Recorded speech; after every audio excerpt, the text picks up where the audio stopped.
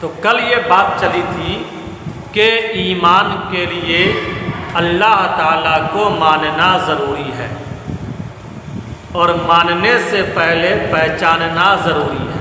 ماننے سے پہلے پہچان کے لیے دیکھنا ضروری نہیں ہے، صفات کے ذریعے بھی پہچان ہو جاتی ہے، بلکہ یوں کہو کہ اصلی پہچان تو صفات کے ذریعے ہی ہوتی ہے۔ اب سوال یہ ہوتا ہے کہ اللہ تعالیٰ کی صفات کیا کیا ہیں؟ سوال ہوگا یا نہیں؟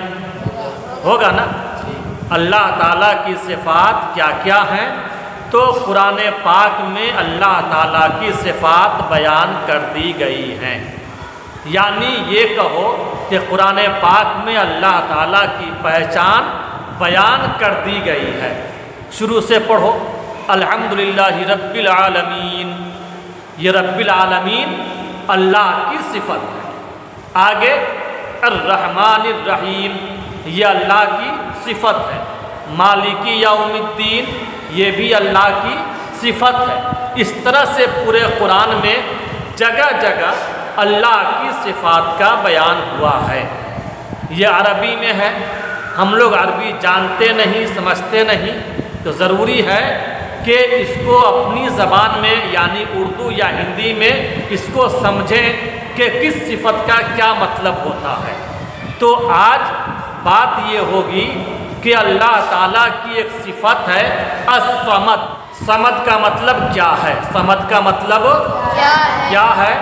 تو اس کا مطلب بتانے سے پہلے ایک دو ضروری بات بتانا ضروری ہے تاکہ صمد کا مطلب اچھی طرح سے سمجھ میں آ جائے۔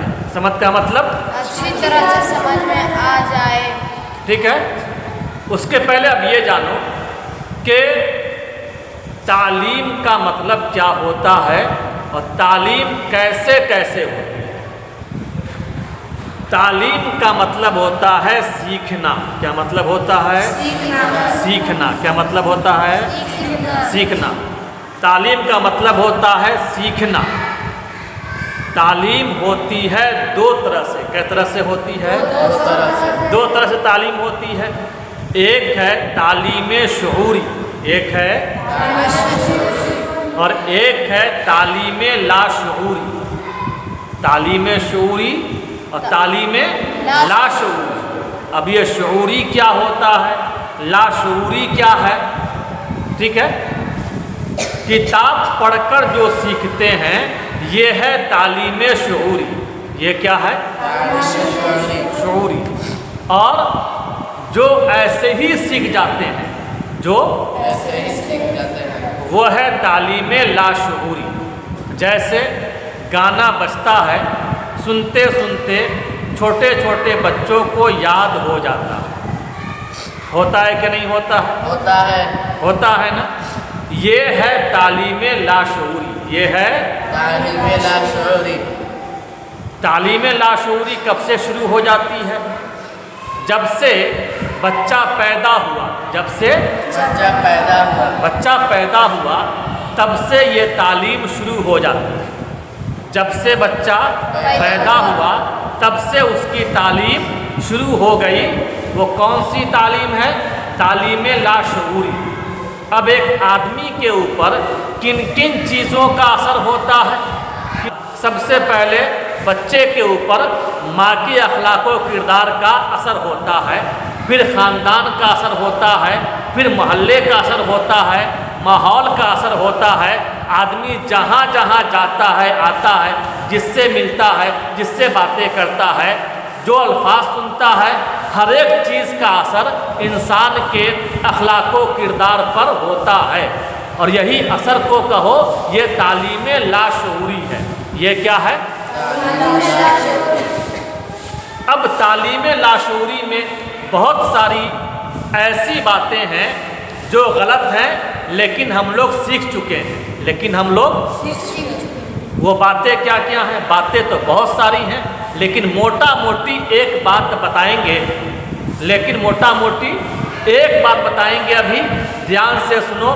وہ بات یہ ہے کہ ذرا غور کرو، اپنے دل دماغ میں کہ کیا چل رہا ہے اور کیا چلتا ہے.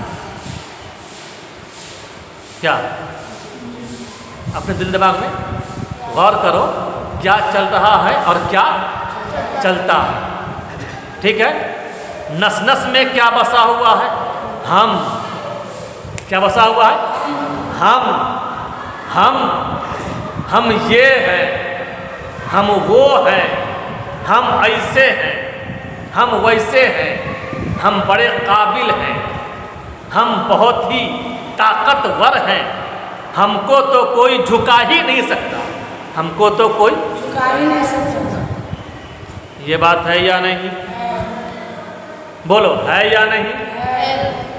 دل دماغ میں یہی نہ چل رہا ہوتا ہے کہ ہم یہ ہیں، ہم وہ ہیں، ہم ایسے ہیں، ہم ویسے ہیں، ہم بڑے قابل ہیں، ہم بہت طاقتور ہیں، ہم کو تو کوئی جھکا ہی نہیں سکتا ہے، ہم کو تو کوئی. جھکا ہی نہیں سکتا.